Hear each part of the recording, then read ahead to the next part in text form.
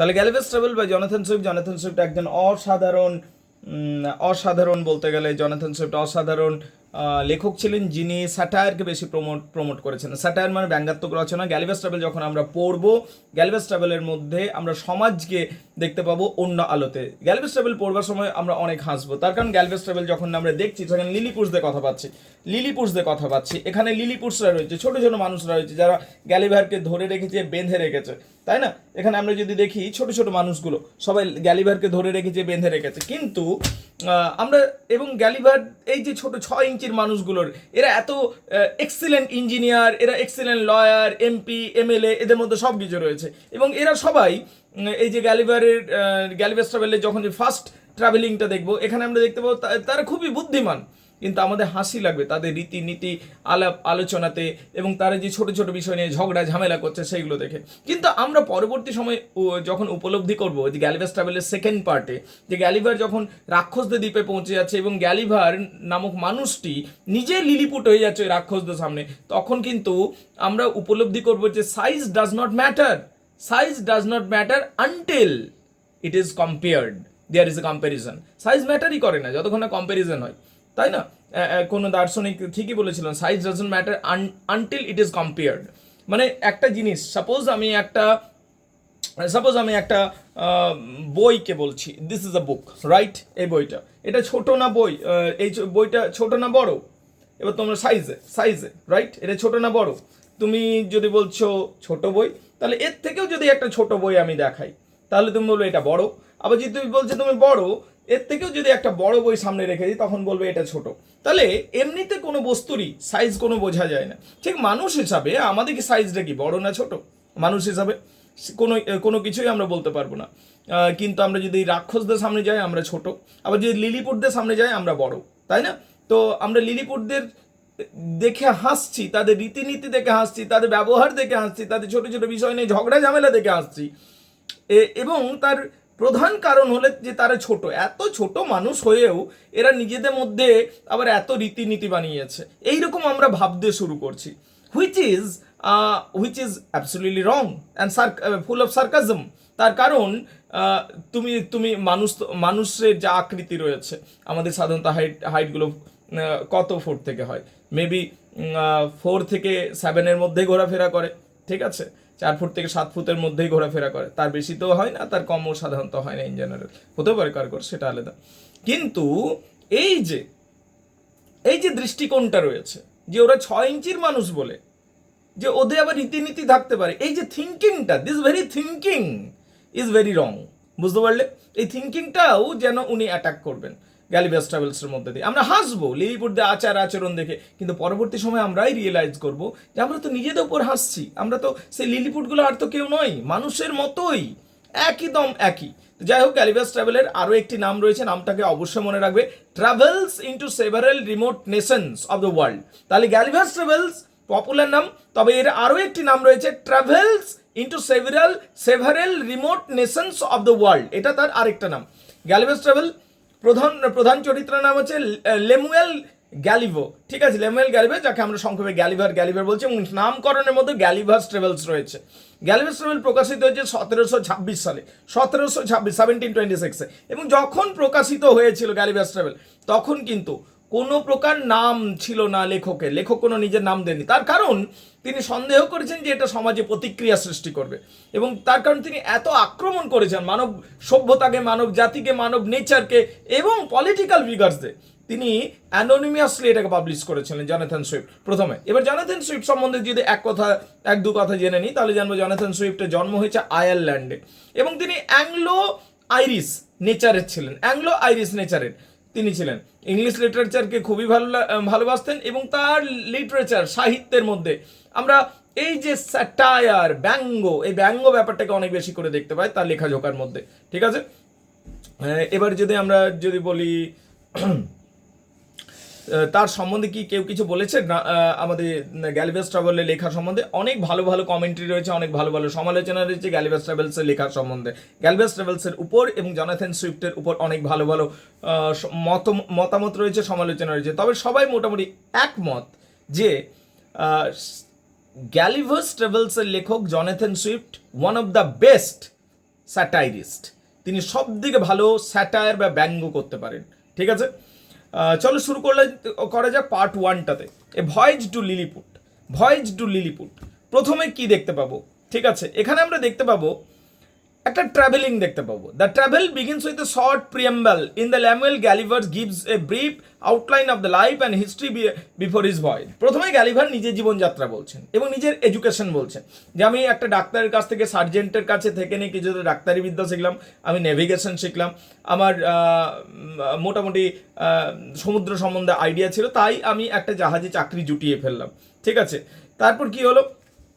4ই মে 1699 সাল, 13ই এপ্রিল থেকে 1702, এতটা পর্যন্ত একসাথে একটা গল্প, একটা ভয়েজ চলবে। দেখো, ডিউরিং হিজ ফার্স্ট ভয়েজ, তো যখন তার প্রথম সমুদ্র যাত্রা হলো, Gulliver is washed ashore after sea track. যখন সমুদ্র যাত্রা হলো, প্রথম সমুদ্র যাত্রা হলো, সেই সমুদ্র যাত্রা প্রথমত সব কিছু ঠিকঠাক চলছিল, সুন্দর ওয়েদার ছিল, কিন্তু হঠাৎ করে আবহাওয়া অন্য রূপ নিয়ে নিল এবং জাহাজ ডুবি হলো, শিপ র্যাকিং হলো, জাহাজটা ডুবে গেল। And finds himself in prisoner of a race of tiny people less than 6 ইঞ্চি। এবং যখন সে একটা নতুন দ্বীপে এসে পৌঁছালো, গ্যালিভার মূর্ছা গেল, তার কারণে এত বেশি সাঁতার কেটেছিল, সে জীবনের আশাই ছেড়ে দিয়েছিল, কিন্তু কোনোভাবে সে ভাসতে ভাসতে, সাঁতার কাটতে কাটতে একটা নতুন দ্বীপে এসে পৌঁছেছে, যে দ্বীপটা কোথায় অবস্থিত সে নিজেও জানে না। কোনোভাবে যখন সে সেই দ্বীপে এসে পৌঁছালো, সে প্রায় এত ক্লান্ত হয়েছিল যে গ্যালিভার সেখানে মূর্ছা গেল। যখন সে চোখ খুললো, তখন দেখলো যে তাকে 6 ইঞ্চির মানুষজন সবাই তাকে ঘিরে ধরেছে।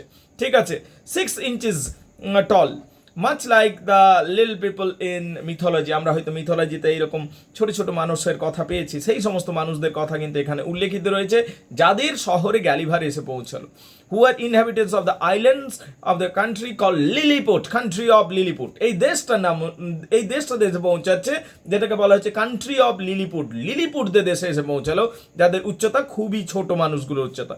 After giving assurance of the food and behaviour, ওখানে গ্যালিভারকে এরা সবাই ধরে রাখলো। গ্যালিভার উঠবার চেষ্টা করলো, তখন গ্যালিভারকে সবাই আক্রমণ করলো।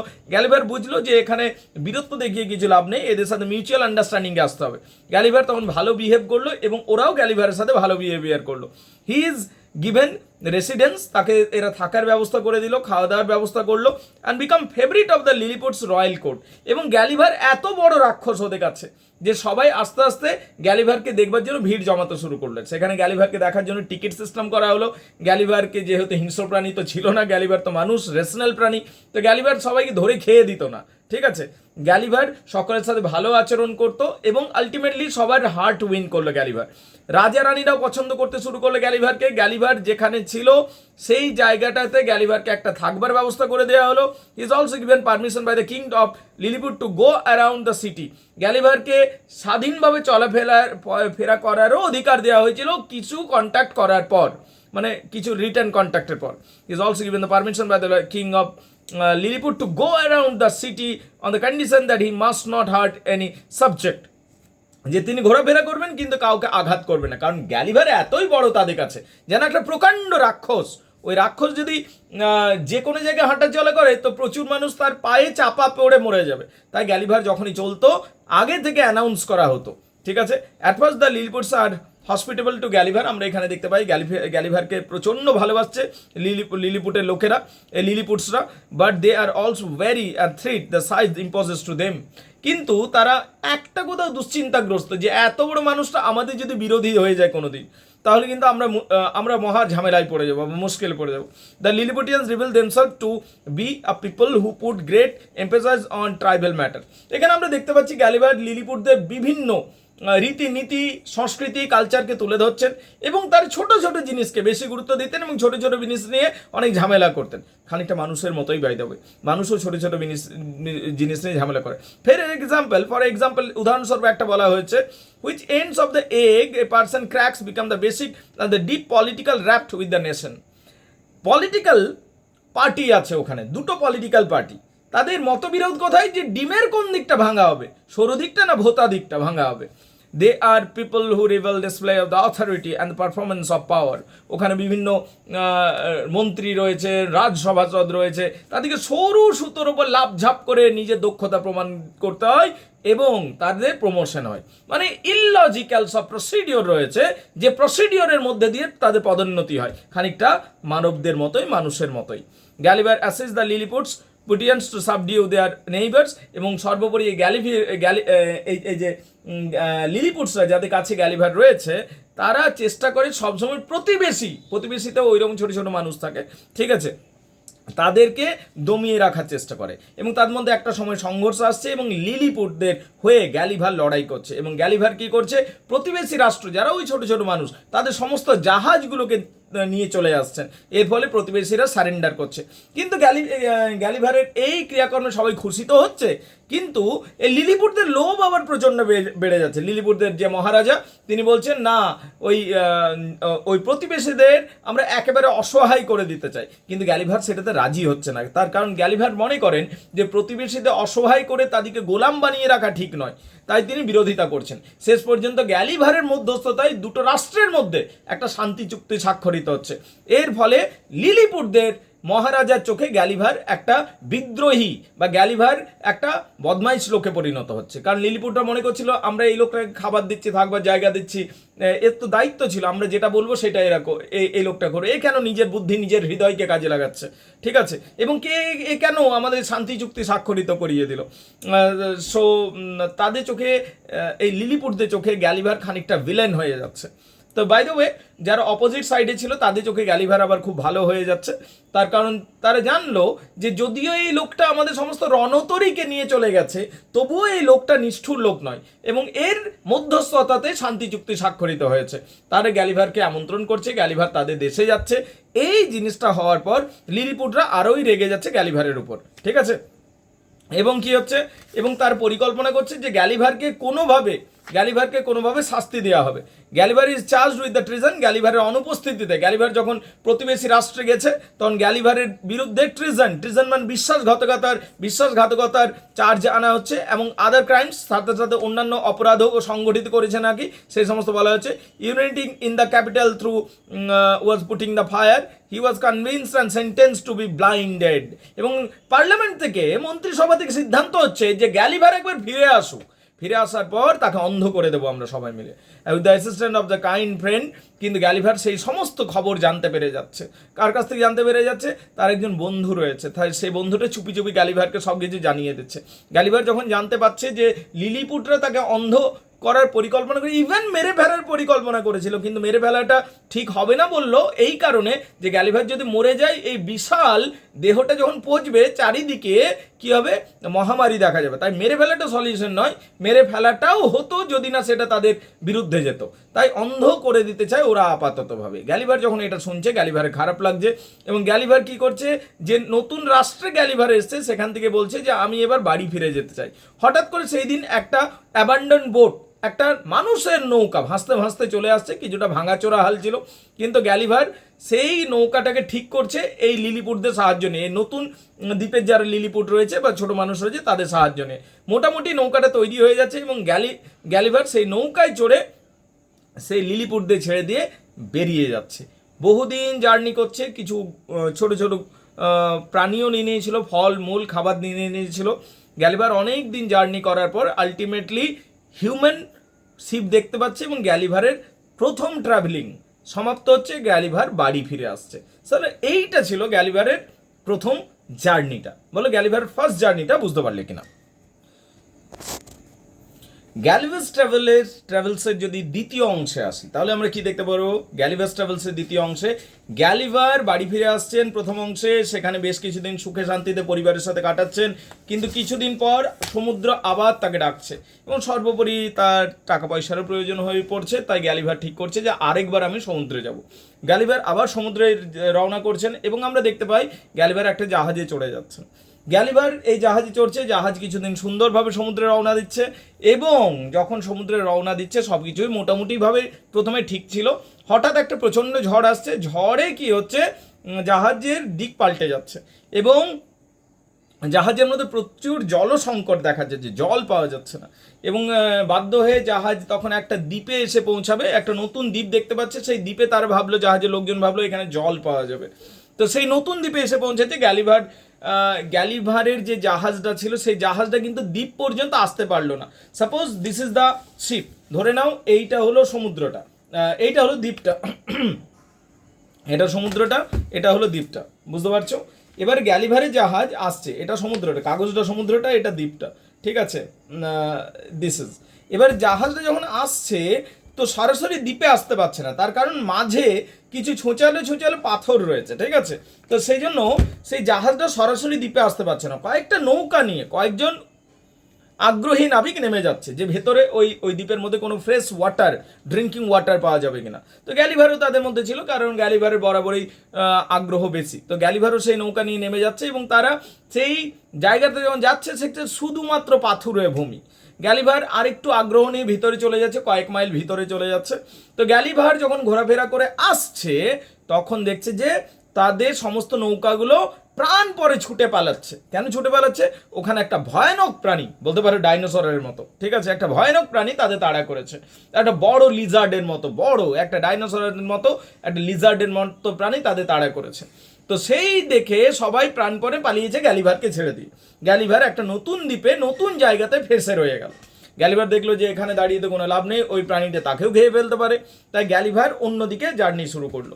গ্যালিভার ওই দ্বীপেই জার্নি শুরু করলো আরো উঁচু দিকে। যখন চলতে শুরু করলো কিছুটা যাওয়ার পর সে দেখতে পেলো অনেক বড় বড় গাছ, আকাশচুম্বী সমস্ত গাছ রয়েছে। এগুলো গাছ নয়, ঠিক ঘাস, কিন্তু এত বড় বড় ঘাস হতে পারে সে যেন বিশ্বাস করতে পারলো না। তো গ্যালিভার সেই সমস্ত ঘাসের মধ্যে দিয়ে প্রবেশ করলো। এটা আসলে রাক্ষসদের দ্বীপ, এদিকে ব্রবডিন্যাক বলা হয়, বুঝতে পারলে? এরা হলো রাক্ষসদের দ্বীপ। রাক্ষসদের দ্বীপে প্রত্যেকটা মানুষ প্রায় 72 ফুট করে লম্বা, 72 ফিটস, বুঝতে পারলে? যেটা অনেক বড়, রাইট? একটা ঘর 6 ফিট 7 ফিট মেবি 8 ফিটের হয়, তুমি 72 ফুট, তুমি বুঝতে পারছো? মানে এক একটা লোক প্রায় 6 তলা 7 তলা বিল্ডিংয়ের মতো বড়, ঠিক আছে, 6-7 তলা বিল্ডিংয়ের মতো বড়। সেই লোকগুলো ঘোরাফেরা করছে। তো লিলিপুটদের জায়গাতে যখন এসে পড়লো, এই ব্রবডিন্যাকদের যখন এই রাক্ষসের দেশে যখন এসে পড়লো গ্যালিভারের একটা নতুন অভিজ্ঞতা হতে যাচ্ছে। এখানে আমরা দেখতে পাচ্ছি যে গ্যালিভার একটা ক্ষেতের মধ্যে ঢুকে গেছে। সেখানে লোকেরা চাষ করছিল এবং ফসল তুলছিল। ফসল তোলার জন্য বড় বড় কাস্তে নিয়ে ওরা কাটছিল। গ্যালিভারও হয়তো সেই কাস্তের কোপে 2 টুকরো হয়ে যেত যদি না গ্যালিভার খুব জোরে চিৎকার করতো। গ্যালিভার খুব জোরে চিৎকার করলো এবং শেষ পর্যন্ত যারা ফসল কাটছিল তারা দেখতে পেয়ে গেল গ্যালিভারকে তুলে নিল। ছোট্ট একটা পোকার মতো মনে হতে লাগলো তাদের কাছে, একটা ছোট্ট মানুষ, কিন্তু এই তো পারফেক্ট হিউম্যান, রাইট? তো যে মালিক ছিল, জমির মালিক, সে এলো এবং সেই গ্যালিভারকে পকেটে নিয়ে বাড়ি চলে গেল। গ্যালিভারকে বাড়িতে নিয়ে গেল এবং চাষির এবার মেয়ে আছে, চাষির পরিবারে গ্যালিভারকে দেখানো হলো এবং গ্যালিভারকে সেখানে খুব আদর যত্ন করতে লাগলো। চাষির মেয়ে বিশেষ করে গ্যালিভারকে পছন্দ করতো এবং আমরা এখানে দেখতে পাই যে গ্যালিভার সেখানে পরিবারে থাকতে শুরু করছে। কিন্তু কিছুদিনের মধ্যেই একটা প্রতিবেশী এসে চাষিকে একটা খুব বদ বুদ্ধি দিচ্ছে। চাষিকে বলছে তোমার কাছে একটা অনোখা বা একটা অদ্ভুত জিনিস রয়েছে, যে জিনিসটাকে তুমি কাজে লাগাতে পারো এবং ফাইন্যান্সিয়ালি টাকা পয়সার দিক থেকে তুমি অনেক ধনী হয়ে যাবে। তুমি একে বাজার নিয়ে যাও, এ তোমার জন্য নাচ করবে। এবং সত্যিই চাষির বুদ্ধিটা খুব ভালো লাগছে। সে গ্যালিভারকে প্রত্যেকদিন বাজার নিয়ে যেত এবং লোকে সেটা দেখতো এবং তাকে পয়সা দিত। এবং গ্যালিভারের দৌলতে চাষি খুব তাড়াতাড়ি খুব ধনী হয়ে গেল। কিছুদিনের মধ্যে চাষি একটা আবার ম্যানেজার রাখলো। সেই ম্যানেজারের উদ্দেশ্য আবার ভালো নয়। সে গ্যালিভারের সাথে গোপনে কন্ট্যাক্ট করতে চাইলো যে আমি আলাদা করে তোমাকে পেমেন্ট করব, তোমাকে আলাদা করে সুযোগ সুবিধা দেবো, তুমি আমার সাথে কাজ করো। কিন্তু গ্যালিভার রাজি হলো না। তখন ম্যানেজার বদলা নেওয়ার জন্য গ্যালিভারকে আরও বেশি করে খাটাতে শুরু করলো এবং আমরা এখানে দেখতে পাই যে গ্যালিভারের স্বাস্থ্য ভেঙে যাচ্ছে। গ্যালিভার প্রায় মরমরো অবস্থা চলে আসছে। তখন ম্যানেজার বলে চাষিকে বললো যে গ্যালিভারের বেশি দিন বাঁচবে না, তাই একে যত পারবে খাটিয়ে নাও, যত পারবে এর কাছ থেকে টাকা ইনকাম করে নাও। এই কথা চাষির মাথাতে ধরে গেল এবং চাষি সেইভাবে গ্যালিভারকে খাটাতে শুরু করলো। ইতিমধ্যে খবর ছড়িয়ে পড়লো সারা রাজ্যে যে একটা চাষির কাছে নাকি একটা ছোট্ট মানুষ রয়েছে। দেশের রানী শেষ পর্যন্ত গ্যালিভারকে কিনে নিচ্ছে এবং গ্যালিভার এসে পৌঁছে যাচ্ছে রাজমহলে। শুধু গ্যালিভার নিজে এসে পৌঁছেছে না, গ্যালিভার রানীকে একটা প্রার্থনা করছে বা অনুরোধ করছে যেন তার সাথে চাষির মেয়েকেও রাখা হয়, যাতে চাষির মেয়ে তার যত্ন মানে খাতির করতে পারে এবং সর্বোপরি তার বন্ধুর মতো হয়ে গেছিল। এবং আমরা এখানে দেখতে পাচ্ছি যে গ্যালিভার রাজমহলে থাকতে শুরু করছে। রাজমহলে কিন্তু গ্যালিভারের জন্য বিভিন্ন বিপদ অপেক্ষা করছিল। রানীর একটা পোষ্য জোকার ছিল, যারও হাইট তাদের তুলনাতে অনেক কম ছিল, কিন্তু গ্যালিভার থেকে অনেক বড়। সেই জোকারটি গ্যালিভারকে বিভিন্ন সময়ে বিভিন্ন বিপদের মধ্যে ফেলে দেয়, কখনো শরবতের মধ্যে ডুবিয়ে দিচ্ছে, কখনো কেকের মধ্যে ডুবিয়ে দিচ্ছে, কখনো আপেল গাছের নিচে তাকে রেখে দিচ্ছে আর সমস্ত অ্যাপেলগুলো উপর থেকে ফেলে দিচ্ছে যাতে গ্যালিভার চাপা পড়ে মরে যায়। ঠিক আছে, কিন্তু গ্যালিভার ভাগ্যের জোরেই হোক বিভিন্নভাবে বেঁচে যাচ্ছে এবং রানী শেষ পর্যন্ত সেই জোকারটিকে পানিশ করছে এবং আমরা পরবর্তী সময় দেখতে পাই গ্যালিভার আরও বিভিন্ন বিপদের সম্মুখীন হচ্ছে। গ্যালিভার যখন ঘরের ভেতর থাকছে দুটো মৌমাছি ঢুকে যাচ্ছে, গ্যালিভার সেখানে বল যে ছুঁচ নিয়ে লড়াই করছে, খানিকটা ওর গ্যালিভারের কাছে ওটা বল্লভের মতো এবং গ্যালিভার খুব বীরত্বের সাথে সেই ছোট ছোট প্রাণীগুলো, মানে গ্যালিভারের চোখে অনেক বড়, ঠিক আছে, ড্রাগনের মতো প্রাণীগুলোকে মেরে ফেলছে। আমরা আবার দেখতে পাই যে গ্যালিভার দুটো ইঁদুরকেও মেরে ফেলছে। ঠিক আছে, সেই ইঁদুরগুলো বড় ষাঁড়ের মতো বলতে পারিস এসেছিল গ্যালিভারকে খাবার জন্য। আবার আমরা দেখতে পাচ্ছি যে গ্যালিভার একদিন চৌবাচ্চার মধ্যে নৌকা নিয়ে ভ্রমণ করছে, হঠাৎ করে একটা বড় ব্যাঙ এসে লাফিয়ে পড়ছে যেটা একটা হাতির মতো গ্যালিভারের কাছে। তো গ্যালিভার এইরকম বিপদের হাত থেকে বিভিন্নভাবে বেঁচে বেঁচে যাচ্ছে। গ্যালিভার কিন্তু এই জগৎটাকেও অনেক ভালো করে দেখতে চায়, মানে এই ববনিডাক্সদের, এই রাক্ষসদের জগৎকে, এবং গ্যালিভারকে সেই জন্য বাইরেও নিয়ে যাওয়া হচ্ছে। বাইরে যখন গ্যালিভার যাচ্ছে সেখানে আমরা দেখতে পাচ্ছি যে গ্যালিভার সেখানকার লোকজন, প্রকৃতি সমস্ত কিছু দেখছে, তাদের রীতিনীতি সমস্ত কিছু দেখছে, এমনকি গ্যালিভার তাদের বর্ণনাও করছে। গ্যালিভার বলছে যে এই যে ববনিডাক্সরা ছিল না, তারা দেখতে বড়ই কুৎসিত। উনি বলছেন কারণ কুৎসিত আর কিছু নয়, কোনো জিনিসকে যখন তুমি খুব বড় করে দেখবে তাহলে কি হবে, যেটা স্মুথ স্কিন সেটাও ফাটা ফাটা মনে হবে, যেটা একটা ছোট পিম্পল সেটাও একটা বড় তোমার বলতে পারো ভলক্যানোর মতো লাগবে। ঠিক আছে, তো গ্যালিভারের কাছে এই মানুষগুলো বৃহৎ আকৃতি হওয়ার জন্য গ্যালিভারের কাছে এগুলো মনে হচ্ছিল এরা বড়ই কুৎসিত, কিন্তু আসলে কিন্তু কোনো কিছুই কুৎসিত নয়, কোনো কিছুই সুন্দর নয়। তুমি যদি দূর থেকে দেখো সব কিছুই ক্লিন স্মুথ বলে মনে হবে, যখন যদি তুমি সামনে আতস কাছ নিয়ে দেখো স্মুথ স্কিনও ফাটা ফাটা বলে মনে হবে। ঠিক আছে, তো ববনিডাক্সদের এইরকম মনে হতো। আমরা এখানে আরও দেখতে পাই যে গ্যালিভারের সাথে বিভিন্ন অভিজ্ঞতা হচ্ছে। গ্যালিভার এখানকার যে বেগার্সগুলোকে আছে, বেগার্সগুলোকে দেখতে পাচ্ছে। গ্যালিভার একদিন বসেছিল, হঠাৎ যে বাবুর্চি ছিল সেই বাবুর্চির বান্দরটা গ্যালিভারকে হাতে করে নিয়ে দৌড় শুরু করলো। শেষ পর্যন্ত গ্যালিভারকে উদ্ধার করা হলো এবং বান্দরটাকে মেরে ফেলা হলো। সেই গল্পও আমরা এখানে দেখতে পাই। গ্যালিভারের এইভাবে দিন ভালোই কাটছিল। একদিন শেষ পর্যন্ত গ্যালিভার বলল আমি সমুদ্রের পাশে ঘুরতে যাব। গ্যালিভারের প্রোটেকশনের জন্য গ্যালিভারকে এখন খাঁচায় রাখা হয় যাতে গ্যালিভার কোনো ক্ষতি না হয়। সমুদ্রের সুন্দর হাওয়াতে ওই গ্যালিভারের যে প্রিয় লেডি রয়েছে তার সাথে যাচ্ছিল, হঠাৎ করে একটা ঈগল পাখি গ্যালিভারকে ছো মেরে নিয়ে চলে যাচ্ছে। তবে গ্যালিভারের খুশি এবং গ্যালিভারকে ছো মেরে আকাশে নিয়ে চলে যাচ্ছে, কারণ ঈগল পাখিটা খেতে চায়। অন্যদিকে আরেকটা ঈগল পাখি আসছে, যে ওই দুটো ঈগল পাখির মধ্যে মারপিট হচ্ছে যে কে গ্যালিভারকে খাবে। গ্যালিভারে খুশি হওয়ার কিছু নয়, ওরা মারপিট করছে কে খাবে বলে, বুঝতে পারলে। এবং আলটিমেটলি আমরা দেখতে পাচ্ছি যে গ্যালিভার ওদের মারপিটের মধ্যে দিয়ে সমুদ্রে পড়ে যাচ্ছে এবং সমুদ্রে কোনোভাবে গ্যালিভার আবার সাঁতার কাটতে শুরু করছে। যখন গ্যালিভার সাঁতার কাটতে শুরু করছে, সাঁতার কাটতে কাটতে গ্যালিভার একটা নতুন সেই খাঁচা থেকে বেরিয়ে যাচ্ছে এবং প্রাণপণে সাঁতার কাটছে। সাঁতার কাটতে কাটতে অনেক দিন সাঁতার কাটার পর একটা জাহাজ, মানুষের জাহাজ দেখতে পাচ্ছে এবং গ্যালিভার সেখানে যাওয়া মাত্র মানুষের জাহাজরা গ্যালিভারকে তুলে নিচ্ছে এবং গ্যালিভার বাড়ি ফিরে আসতে পারছে। এইভাবে আমরা দেখতে পাচ্ছি গ্যালিভার ট্রাভেলের সেকেন্ড পার্ট, যেখানে রাক্ষসদের ভূমি থেকেও ও বাড়ি ফিরে আসতে পারছে। So this is Gulliver travel in the second part. Second পার্টে আমরা দেখতে পেলাম রাক্ষসদের ভূমি থেকে ও কিন্তু বাড়ি ফিরে আসছে। এই ছিল গ্যালিভার সেকেন্ড পার্ট। এইবারে গ্যালিভার ট্রাভেল যে পুরোটাই একটা স্যাটায়ার, মানে একটা ব্যঙ্গাত্মক রচনা, সেই বিষয়টা আমি আলোচনা করতে চাইবো।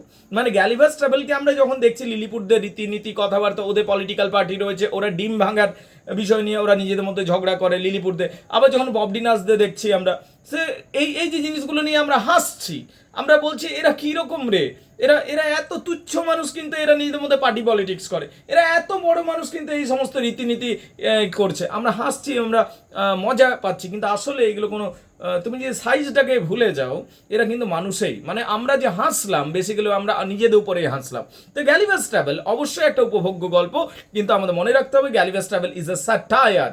স্যাটায়ার মানে এটা একটা ব্যঙ্গাত্মক রচনা, এবং Gulliver travel by Jonathan Swift is an excellent satire.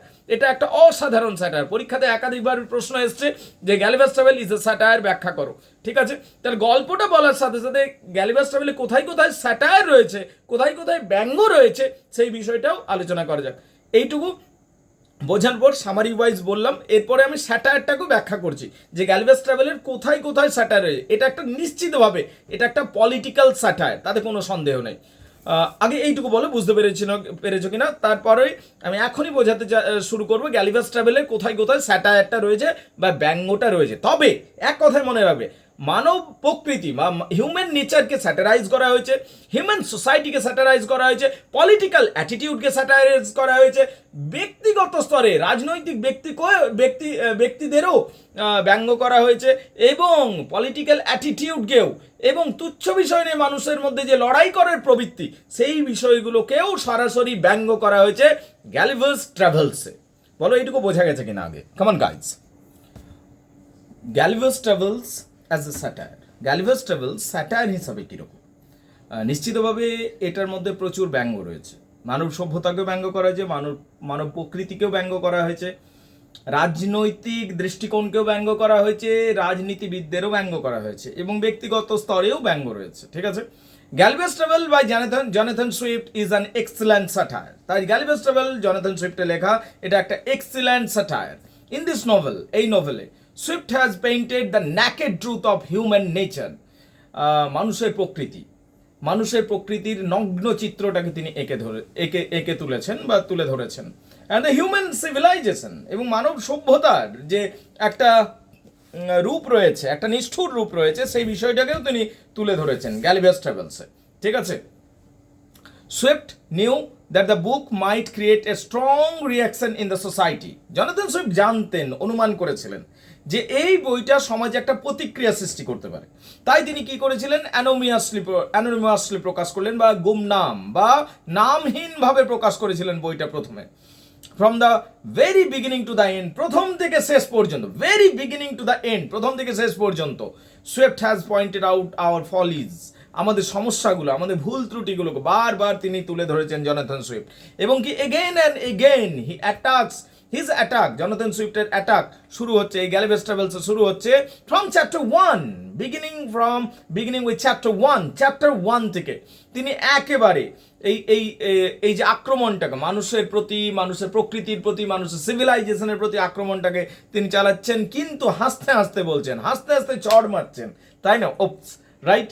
The Lilliputians emperor is sketched as tyrannical, cruel, corrupt and obsessed with ceremony.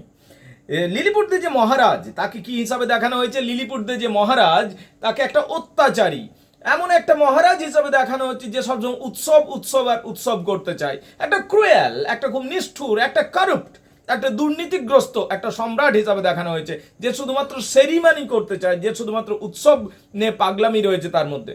This is actually A timeless symbol of bad government. এটা আসলে bad গভর্নমেন্টের চিহ্ন, যে কোনো দেশেরই bad গভর্নমেন্টে এগুলোই করে থাকে।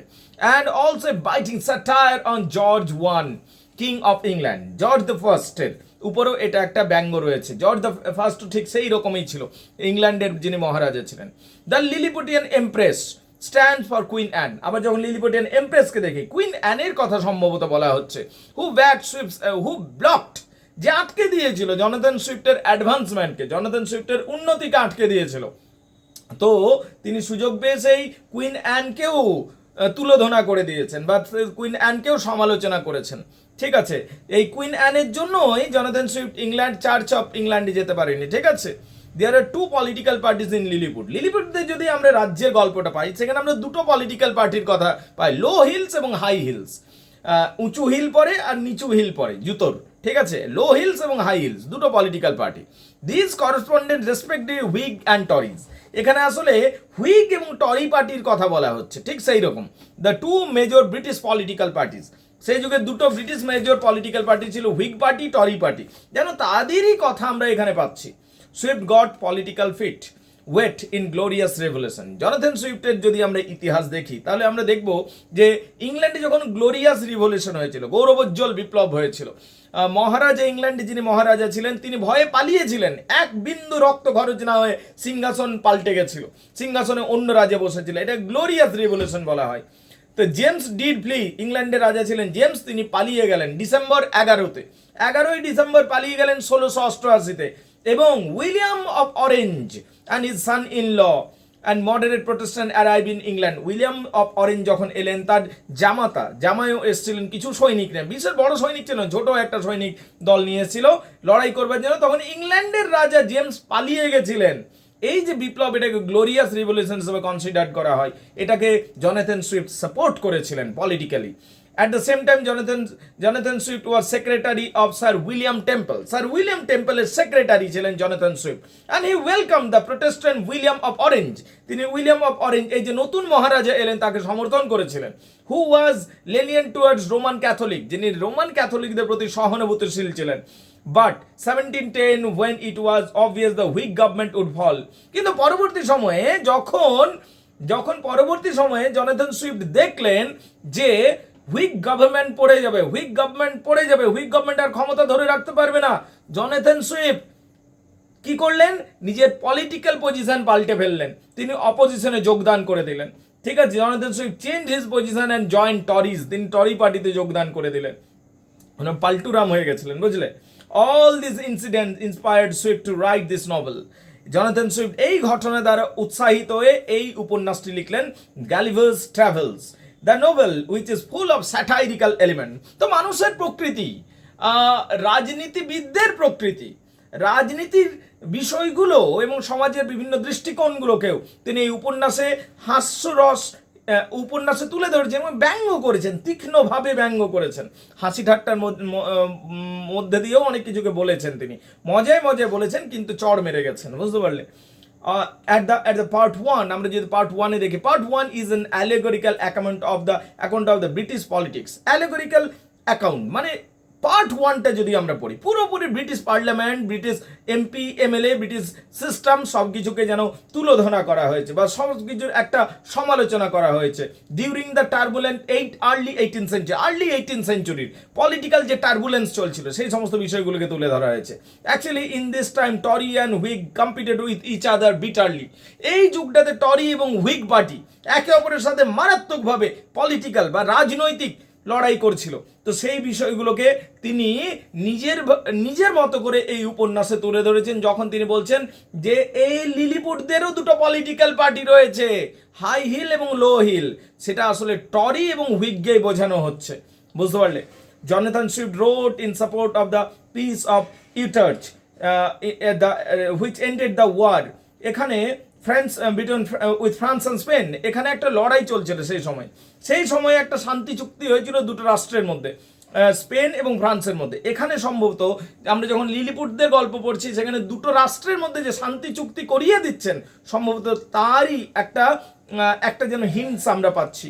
This is recounted allegory of book 1। Book 1-এ এইরকমভাবে বারবার যখন আমরা দেখতে পাচ্ছি লিলিপুট এবং ব্লিফিসের মধ্যে যিনি শান্তি চুক্তি স্বাক্ষরিত করছেন, এটাকে সমর্থন করছেন গ্যালিভার্স ট্রাভেলস, আমরা দেখতে পাচ্ছি জনাথন সুইফট এই শান্তি চুক্তিকে সমর্থন করছেন। আসলে যেন গ্যালিভারের মধ্য দিয়ে জনাথন সুইফট বলতে চাইছেন যে ইংল্যান্ড এবং ফ্রান্সের মধ্যে শান্তি চুক্তি থাকাটাই বাঞ্ছনীয়, এটা যেন বলবার চেষ্টা করছেন।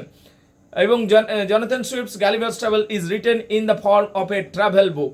এটা লেখা হয়েছিল একটা ট্রাভেল বুক স্টাইলে, ঠিক আছে? Swift had a directive purpose also in this novel. এই উপন্যাস যদি পড়ি আমরা বুঝতে পারবো ওনার একটা ডাইরেক্টিভ পারপাস ছিল বা একটা ভালো উদ্দেশ্যও ছিল।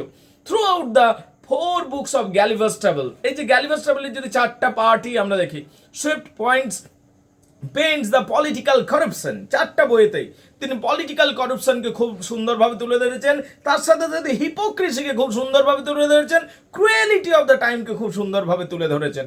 দ্য সেকেন্ড বুক, যদি দ্বিতীয় বইয়ের কথা বলি, বইটার কথা বলি, the second book of Gulliver's travel was intended to point out the 18th century political lapses and the corruption. সেই যুগের যে পলিটিক্যাল ল্যাপসেসগুলো আছে এবং করাপশন, দুর্নীতিগুলো রয়েছে, সেইগুলোকে তিনি তুলে ধরেছেন বুক 2টাতে। The state of England is contrasted with the politics of ব্রবডিনাসদের রাজনীতির সাথে যেন ইংল্যান্ডের কত পার্থক্য রয়েছে সেইটা দেখানোর জন্য। In the third voyage, যখন আমরা তৃতীয় ভয়েজের কথা বলি, which has been considered as the weakest part of the travel, এই ট্রাভেলের এই 4টা যে জার্নি রয়েছে, 4টার মধ্যে সব দিকে উইক মনে করা হয় 3 নাম্বার পার্টটাকে। বাই দ্য ওয়ে, যেটা আমাদের কোর্সে নেই, কিন্তু তার একটা প্রসঙ্গ তো নোটসের মধ্যে আনা যেতেই পারে, ঠিক আছে? উইকেস্ট পার্ট হিসেবে কনসিডার করা হয় স্যাটায়ার, এবং এটার মধ্যেও কিন্তু স্যাটায়ার রয়েছে। তিনি কোনো অংশ কিন্তু স্যাটায়ার কিন্তু ব্যঙ্গ ব্যাপারটাকে ছেড়ে দেননি।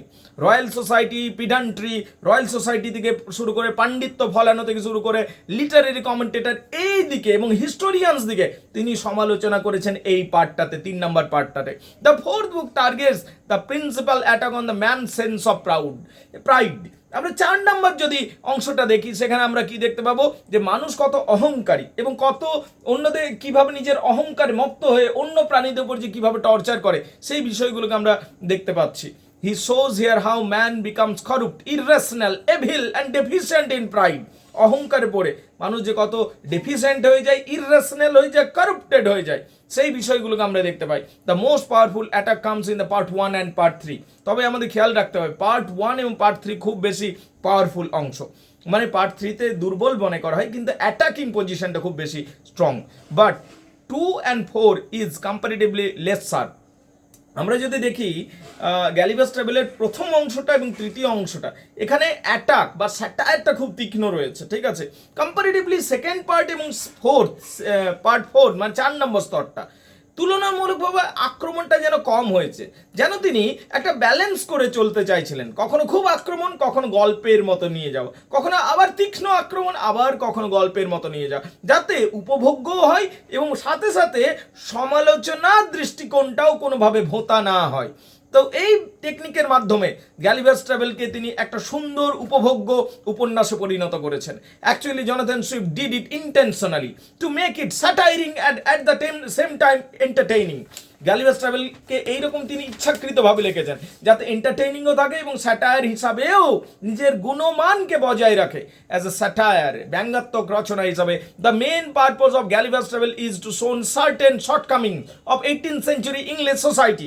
18th century ইংলিশ সোসাইটির মধ্যে যে ভুল ত্রুটিগুলো ছিল সেইগুলোকে সুন্দরভাবে এই উপন্যাসের মধ্যে তুলে ধরা হয়েছে। The rank of favour of Lilliputian ministers depends on how high they can jump over a rope. একটা সরু দড়ির উপর এই লিলিপুটরা কে কতটা ভালোভাবে লাফাতে পারে এবং ডিগবাজি দিতে পারে, এইটার উপর নির্ভর করে তাদের প্রমোশন। তার মানে কত ইললজিক্যাল প্রসিডিওরে পদোন্নতি নির্ধারিত হয় বা চাকরিতে জয়েন হয়, এই জিনিসটা তো আমরা বাস্তবিক ক্ষেত্রেও দেখতে পাই, যে একটা অ্যাবসার্ড পদ্ধতি তোমার সামনে রেখে দেওয়া হবে এবং বলা হবে এই পদ্ধতির মধ্যে দিয়ে সিলেকশন হবে, তাই না। দিস পার্ট ইজ অলসো শোন and it is an tremendous criticism. এটা একটা দারুণ স্যাটাইরিক বিষয় বটে। This part also shows the reality of court of the time. সেই যুগের কোর্টের মধ্যে কত ইমপ্র্যাকটিক্যাল বিষয় চলতো সেগুলোকে তুলে ধরা হয়েছে। Gulliver himself fall out of the favour because he does not founder of the king's thirst of power. গ্যালিভারের যদি গল্পটা দেখি, গ্যালিভার একটা সময় মহারাজের বিরোধিতা করেছিল, লিলিপুটদের মহারাজের বিরোধিতা করেছে গ্যালিভার, এবং গ্যালিভার সেই জন্য মহারাজার অপ্রিয় পাত্রে পরিণত হয়েছিল, এমন গ্যালিভারের বিরুদ্ধে ট্রেজন, বিশ্বাসঘাতকতার অভিযোগ আনা হয়েছিল। কিন্তু গ্যালিভার কিন্তু কোনোদিনই পাওয়ার মঙ্গারিং অ্যাটিটিউডকে সমর্থন করেনি। ঠিক একইভাবে আমরা জনাথন সুইফটকে যদি দেখি, তিনি কোনোদিনই পাওয়ার মঙ্গারিং এই বিষয়টাকে সমর্থন করেননি। Again war mongering, power mongering এই বিষয়টাকে তিনি কোনোদিনই সমর্থন করেননি। Again the difference between the high and the low heel points out that there is very little difference between Tory and Whig. এমনকি পলিটিক্যাল পার্টির মধ্যে বিশেষ কোনো পার্থক্য নেই, এইটা তিনি বোঝানোর চেষ্টা করেছেন। The quarrel between big Indians and the small India's indicate meaningless religious quarrels. আবার যখন আমরা দেখছি ডিমের কোন দিকটা ভাঙবো সেইটা নিয়ে যখন ঝামেলা করছে এই লিলিপুটরা নিজেদের মধ্যে, তখন আমরা বুঝতে পারছি কত তুচ্ছ জিনিস নিয়ে মানুষ নিজেদের মধ্যে ঝামেলা করে। সেই বিষয়গুলো এই লেখার মধ্যে উঠে এসছে। In chapter 4 of the first voyage, chapter 6 of the first voyage, প্রথম চ্যাপ্টারের 6 নম্বর অধ্যায়টা যদি দেখি, প্রথম যে জার্নিটা হচ্ছে তার 6 নম্বর অংশটা দেখি, Gulliver is informed about his treason. গ্যালিভারকে জানানো হচ্ছে তার বিরুদ্ধে নাকি দেশদ্রোহের অভিযোগ আনা হয়েছে। Actually this is part of satiric attack on hypocrisy, on ingratitude and cruelty of পলিটিশিয়ানরা যে কীরকম ইনগ্র্যাটিটিউড হতে পারে, পলিটিশিয়ান কীরকম ক্রুয়েল হতে পারে নিজের স্বার্থ সিদ্ধির জন্য, যে কোনো মানুষের বিরুদ্ধে ট্রিজনের মতো একটা গুরুতর অভিযোগ এনে দিতে পারে, তার একটা দৃষ্টান্ত হয়ে রয়েছে গ্যালিভার্স ট্রাভেলস।